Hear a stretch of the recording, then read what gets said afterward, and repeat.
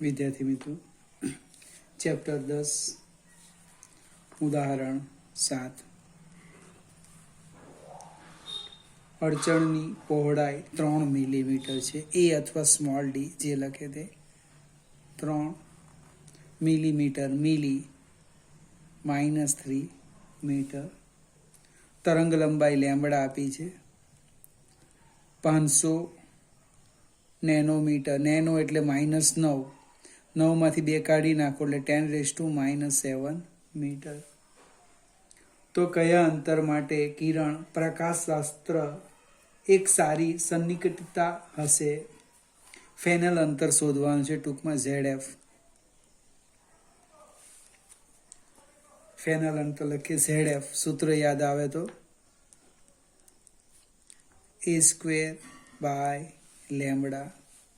a² 3/2 9 ગુણ્યા 10⁻⁻6 છેદમાં 5 × 10⁻⁻7 એટલે 9/5 1.8 × 10⁻1 -6 + 7 1 એટલે 18 મીટર. એટલે નાના અડચણ માટે વિવર્તનને કારણે થતો ફેલાવો અવગણી શકાય. લાંબા 18 મીટર એટલે ખૂબ મોટું અંતર, અને એનો ફેલાવો આપણે અવગણી શકીએ, કિરણ પ્રકાશશાસ્ત્ર વાપરી શકીએ એવું કહેવાય. 8મો એક્ઝામ્પલ ચર્ચા છે.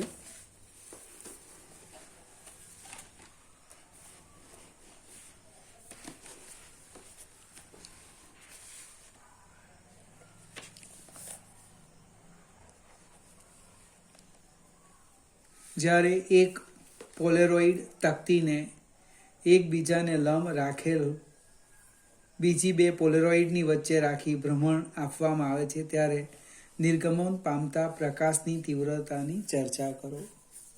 હવે આપણે 2 પોલેરોઇડ લઈએ. એક આમ પોલેરોઇડ લઈ લેજો. આ ફિગર સમજાવો. એની જે દગ અક્ષ છે એ આપણે આમ લઈ લઈએ. બીજો પોલેરોઇડ આમ લઈ લઈએ.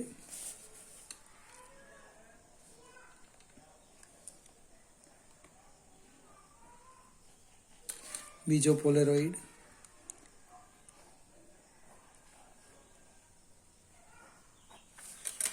આ રીતના લઈ લઈએ. એની દગ અક્ષ આ છે,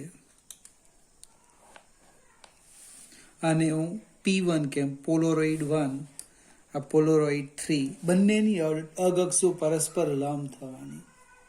હવે વચ્ચે એક બીજો પોલેરોઇડ મૂકીએ. આ રીતે જસ્ટ સમજવા પ્રયત્ન કરીએ.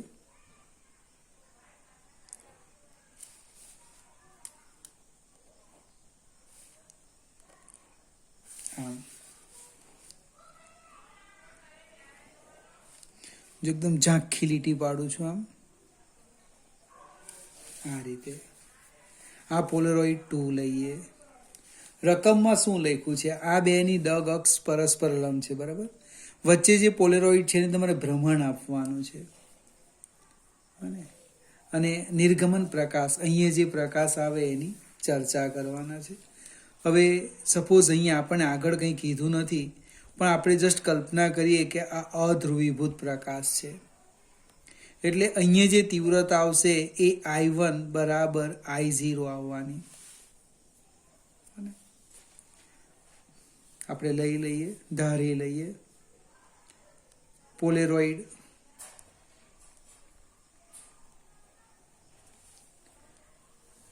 P1 માંથી નિર્ગમન પ્રકાશની તીવ્રતા કેટલી? તો કે I1 = I0. હવે પોલેરોઇડ 2 અને 1, અને પોલેરોઇડ P1 અને P2 ની દગ અક્ષ વચ્ચે દગ અક્ષ વચ્ચેનો કોણ આપણે ધારી લઈએ કેટલો છે, થીટા છે. આ ખૂણો હું જસ્ટ ધારી લેમ થીટા, તો આ જે ખૂણો થશે 90 - થીટા. બને પોલોરોઇડ P1 અને P2 ની દગ અક્ષ વચ્ચેનો કોણ થીટા છે. તો તરત જ લખાય P2 માંથી નિર્ગમન પામતા પ્રકાશની તીવ્રતા, એને હું લખું I2 બરાબર I1 cos square theta. I2 બરાબર I1 cos square theta. Theta શું છે? બને તો P1 અને P2 ની દગ અક્ષ વચ્ચેનો કોણ થીટા છે. I1 બરાબર તો I0 એટલે I2 લખી દઈએ. I2 બરાબર I0 cos સ્ક્વેર થીટા અને નંબર આપી દેવું જોઈએ તો 1. હવે P2 અને P3 વાક્ય રચના જો P2 અને P3 ની દગ અક્ષ વચ્ચેનો કોણ P2 અને P3 એટલે ફિગર આ દગ અક્ષ અને આ વચ્ચેનો ખૂણો કેટલો, તો કે આટલો. આ કેટલો ખૂણો, તો કે 90 - થીટા, કારણ કે આ લંબ છે ને આ, એટલે અહીંયા લખીએ વચ્ચેનો ખૂણો કેટલો π/2 - થીટા. એટલે P3 માંથી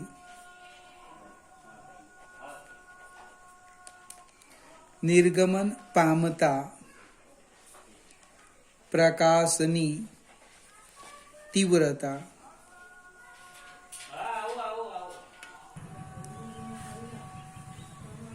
એને આપણે I3 કહીએ. તો I3 બરાબર I2 cos સ્ક્વેર π/2 - થીટા. એટલે કે I2 sin square theta. cos π/2 - theta એટલે sin theta. sin theta into sin theta એટલે sin સ્ક્વેર થીટા. સમીકરણ 1 માંથી I2 ની કિંમત મૂકી દઈએ. સમીકરણ 1 માંથી I2 ની કિંમત મૂકતા એટલે કે I3, અહીંયા I3 લખવું પડશે.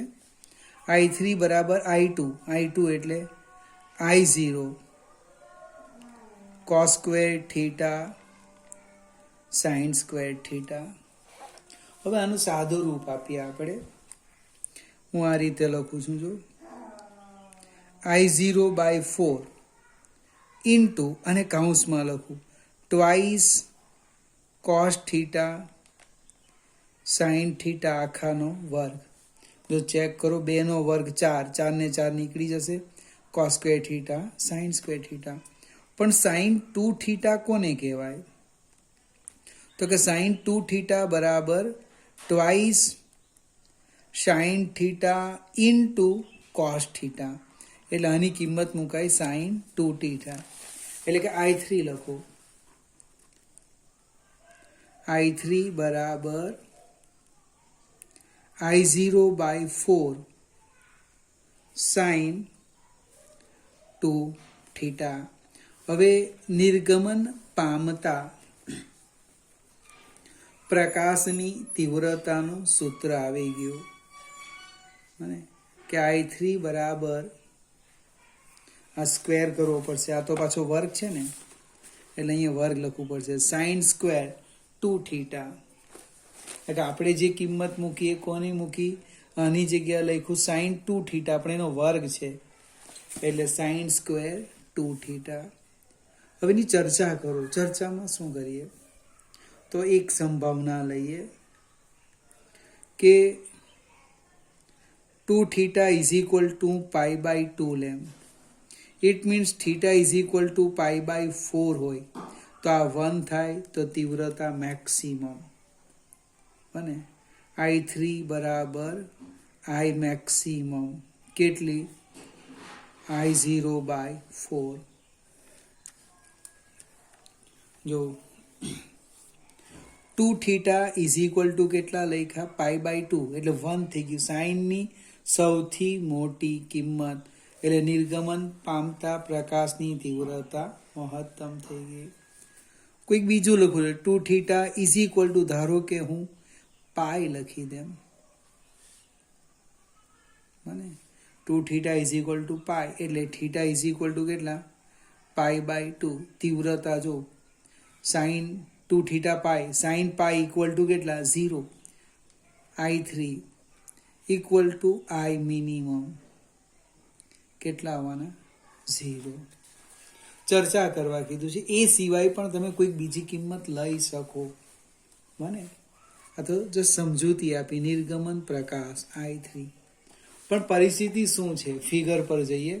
અહીંયા જે આપાત પ્રકાશ છે મેં અધ્રુવીભૂત લીધો છે તો જ અહીંયા લખાય I1 બરાબર I0 એટલે અહીંયા I2 લખ્યું. અહીંયા શું લખ્યું I3 લખ્યું. કયા નિયમનો ઉપયોગ કીધો માર્લ્સના નિયમનો ઉપયોગ કરી ચર્ચા કરી. આગળ જઈએ. ઉદાહરણ 9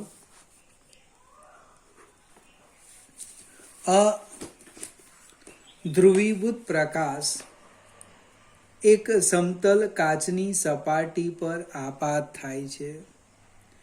પરાવર્તિત અને વક્રીભૂત કિરણો એકબીજાને લંબ થાય તે માટે કેટલો આપાત કોણ હશે.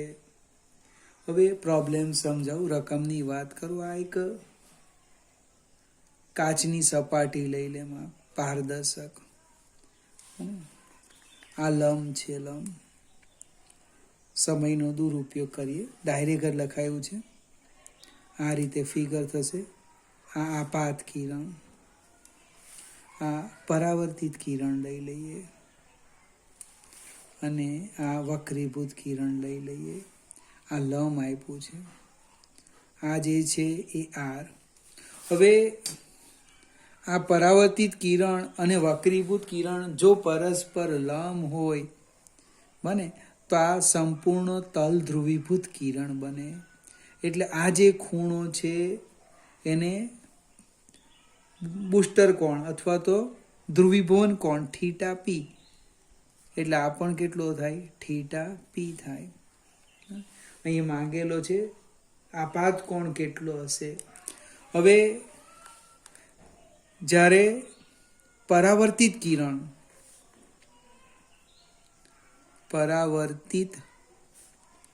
કિરણ સંપૂર્ણ તલ ધ્રુવીભૂત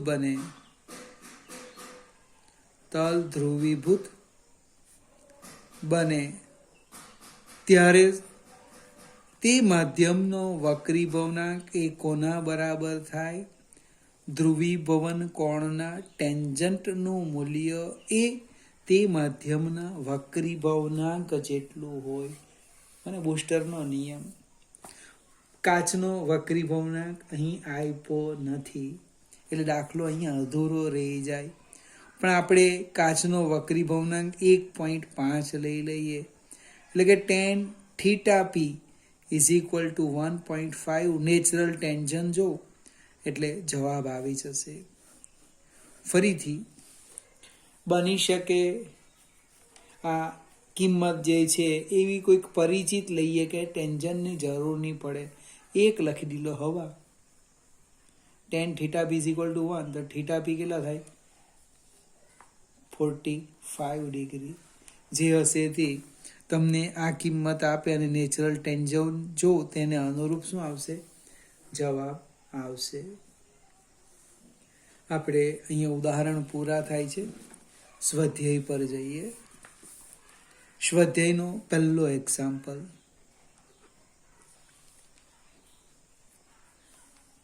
589 નેનોમીટર તરંગ લંબાઈ ધરાવતો એક રંગી પ્રકાશ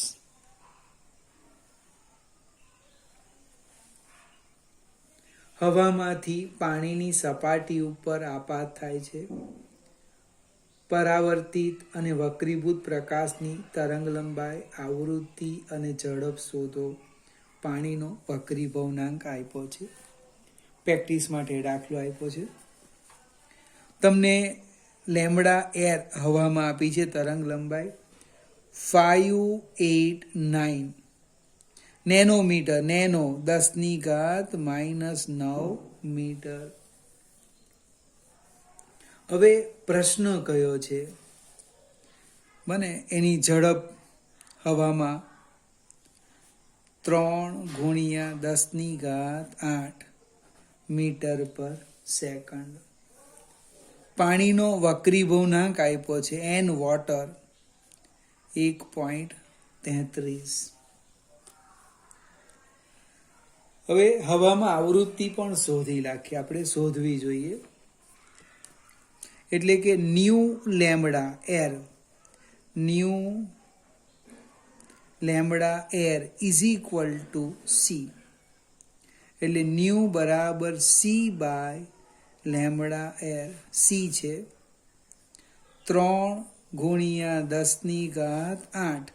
લેમ્બડા એર 589 into 10⁻⁹. હવે 3/589 એટલે 0.1250 એટલે 1 લઈ લઈએ ઇન્ટુ 10⁻17 હર્ટ્ઝ. સાદુ રૂપમાં આવે દશાંશ ચિહ્ન ખસેડીએ. પ્રમાણિત સ્વરૂપ લખું છું. આવૃત્તિ 5.1 ઇન્ટુ 10⁻, કેટલા એકમ અંક ખસું છું? 1, 2 ને 3, 3 ઘટાડો એટલે 17માંથી 3 જાય એટલે 14 હર્ટ્ઝ. આ હવામાં આવૃત્તિ આવી ગઈ. હવે આપણે પ્રશ્નની વાત કરીએ તો કે પરાવર્તન માટે, એટલે પરાવર્તિત કિરણ માટે લખું છું. પરાવર્તિત કિરણ માટે પહેલો પ્રશ્ન આપણો સ્મોલ એ. પરાવર્તિત કિરણ માટે, હવે પરાવર્તિત કિરણ એ હવામાં જ છે. પરાવર્તિત કિરણનું માધ્યમ એક જ છે, આપાત માધ્યમ.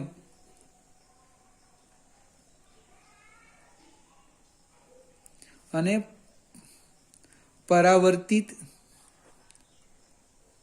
કિરણનું માધ્યમ કેવું છે? સરખું જ છે. એનો અર્થ આવૃત્તિ, તરંગ લંબાઈ અને વેગ સમાન, એ બદલાશે નહીં. 1 માર્કનું ઓબ્જેક્ટિવ ને આપણે તો ગણતરી બી કરવા બેસી ગઈએ, આમ થાય તેમ થાય, એટલે કાળજી રાખવાની. હવે વક્રીભૂત કિરણ, એનું માધ્યમ બદલાય છે. જો વક્રીભૂત કિરણ એ માધ્યમ બદલાય છે. એમાં માધ્યમમાં કોણ છે? પાણી છે. હવે પ્રકાશનું કિરણ એક માધ્યમમાંથી બીજા માધ્યમમાં જાય, આવૃત્તિ અચળ રહે છે. આવૃત્તિ બદલાવવાની નથી. સેજ આગળ જઈએ, એનો વક્રીભવનાંક લખીએ. વક્રીભવનાંક, નિરપેક્ષ વક્રીભવનાંક n બરાબર c/v. એટલે એની ઝડપ મળશે આપણને v બરાબર c/n. કિંમત મૂકો. c 3×10⁸ છેદમાં n 1.33. હવે 3/1.33 કેટલા આવવાના?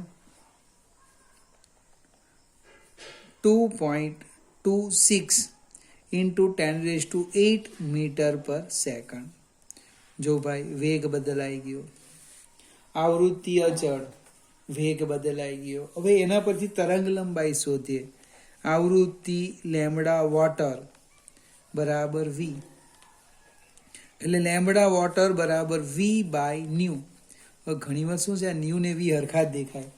મારો કોઈ મિત્ર તો કેન્સલ પણ કરી દે. એટલે 2.26 10⁸ ડિવાઈડ બાય આવૃત્તિ, આપણે આવૃત્તિ શોધી છે 5.09 ઇન્ટુ 10⁻14 2.26 ભાગ્યા 5.09 કેટલા આવશે? 0.444 ઇન્ટુ 10⁻8 -14 એટલે -6. એનો અર્થ થવાનો 4.44 દશાંશીનો જમણી બાજુ ખસેડું, ઘાત ઘટાડવાની 10⁻7 મીટર. આ એની પાણીમાં તરંગ લંબાઈ આવી, માધ્યમ બદલાઈ ગયું. બરાબર, એક મગજમાં બરાબર બેસાડી દેવું. શું કે કિરણ એક માધ્યમમાંથી બીજા માધ્યમમાં જાય તો આવૃત્તિ અચળ રહે. કોણ બદલાય? તરંગ લંબાઈ અને વેગનું મૂલ્ય બદલાય. સ્વાધ્યાયનો બીજો એક્ઝામ્પલ. હવે તરંગ અગ્રનો આકાર કીધો છે, 3 પોઈન્ટ્સ આપેલા છે. એટલે પ્રશ્ન નથી, માત્ર સમજવાનું છે, જરૂર પડે. એક લખ્યું ઉદ્ગમ સ્થાન બિંદુવત. ઉદ્ગમ સ્થાન કેવું? બિંદુવત. તો જે તરંગ અગ્ર છે, તરંગ અગ્ર એ કેવું આવે? યાદ રાખો, બિંદુવત હોય, ગોળાકાર. બને. ઉદ્ગમ સ્થાન નળાકાર હોય, રેખીય, સોરી મારી ભૂલ થઈ, રેખીય હોય તો લખવાનું તરંગ અગ્ર નળાકાર. આ પ્રશ્ન પૂછ્યો નથી કે ઉદ્ગમ સ્થાન રેખીય છે, તો આપણે સમજ માટે લીધું. તો તરંગ અગ્રનો આકાર નળાકાર. હવે બીજો મજાનો પ્રશ્ન છે કે ઉદ્ગમ સ્થાન બહિર્ગોળ લેન્સના મુખ્ય કેન્દ્ર પર મૂકેલું છે, આ એફ પર. આમ પ્રશ્ન છે બહિર્ગોળ લેન્સમાંથી નિર્ગમન પામતો પ્રકાશ કે જ્યારે બિંદુવત ઉદ્ગમ તેના કેન્દ્ર પર મૂકેલું હોય, એટલે આ જે પ્રકાશ છે આ બને એ એકબીજાને સમાંતર આવે તો અહીં આ ઉદ્ગમ સ્થાન છે, સોર્સ. તા નિર્ગમન પ્રકાશનું તરંગ અગ્ર કેવું કહેવાય? સમતલ તરંગ અગ્ર. ફરીથી સમતલ તરંગ અગ્ર કેવી રીતે મેળવવાના? તો એક ગોળાકાર કે નળાકાર તરંગ અગ્ર અનંત અંતરે સમતલ બને. લેબમાં એ શક્ય નથી, તો લેબમાં આપણે આ રીતે મેળવીએ. મને જૂના કોર્સમાં પ્રેક્ટિકલ હતા, એ નીકળી ગયા. સ્પેક્ટ્રોમીટર કે ઉદ્ગમ સ્થાન આના મુખ્ય કેન્દ્ર પર મૂકી દઈએ એટલે નિર્ગમન પામતા પ્રકાશના કિરણો એકબીજાને સમાંતર, એટલે તરંગ અગ્ર કેવું બને? સમતલ તરંગ અગ્ર કહે. ત્રીજું પાછું આ જ લખ્યું છે, દૂર રહેલા તારાના પ્રકાશના તરંગ અગ્ર બને. દૂર રહેલા તારામાંથી પૃથ્વી પર આવતા પ્રકાશનો તે તરંગ અગ્ર કેવું થવાનું? સમતલ. કેવી રીતના? તો કે તારો એ બિંદુવત ઉદ્ગમ સ્થાન છે બને, પણ અંતર કેવું થવાનું? અંતર અનંત. પૃથ્વીની સપાટી પર આવે એટલે અનંત અંતર, એટલે જે ગોળાકાર તરંગ અગ્ર છે, આ ગોળાકાર એ પૃથ્વીની સપાટી પર આવતા કેવું બની જાય? સમતલ તરંગ અગ્ર. ચલો ફરીથી મજાની ચર્ચા હતી, એટલે આ તરંગ અગ્રમાં સમજાવવાનું હતું. ફરીથી એક વખત, બિંદુવત ઉદ્ગમ સ્થાન હોય તો ગોળાકાર, રેખીય હોય તો નળાકાર, અને આ ગોળાકાર ને નળાકાર અનંત અંતરે કેવા બની જાય? સમતલ. પ્રયોગશાળામાં સમતલ તરંગ અગ્ર કેવી રીતે મેળવવાના? તો કે ઉદ્ગમ સ્થાનને બહિર્ગોળ લેન્સના મુખ્ય કેન્દ્ર પર મૂકીએ તો બહિર્ગોળ લેન્સમાંથી નિર્ગમન પામતા પ્રકાશના કિરણો એકબીજાને સમાંતર, એટલે કે સમતલ તરંગ અગ્ર મળે. આગળ જઈએ. સ્વાધ્યાયનો ત્રીજો એક્ઝામ્પલ. કાચનો વક્રીભવનાંક આપ્યો છે n ગ્લાસ 1.5. પ્રકાશની કાચમાં ઝડપ કેટલી હશે? ભાઈ વી શોધવા કીધું, જસ્ટ હમણે જ ગણતરી કરી ગયા. શું પ્રકાશની કાચમાં ઝડપ પ્રકાશના રંગથી સ્વતંત્ર છે? જો ના, તો બે રાતા અને જાંબલી એ બે રંગોમાંથી કયા રંગ કાચના પ્રિઝમમાંથી ધીમે ગતિ કરશે? લગભગ આ ચર્ચા અને આગલા ચેપ્ટરમાં કરી છે. જોઈએ આપણે.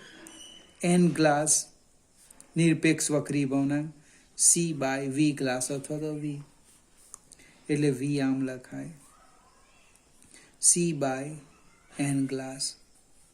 સી 3×10⁸ છેદમાં 1.5 એટલે 30/15 2×10⁸ મીટર પર સેકન્ડ. આ આપણો પહેલો પ્રશ્ન હતો, સ્મોલ એ. બીજો પ્રશ્ન છે કે જુદા જુદા રંગની ઝડપ જુદી જુદી હોય. અને પ્રકાશની ઝડપ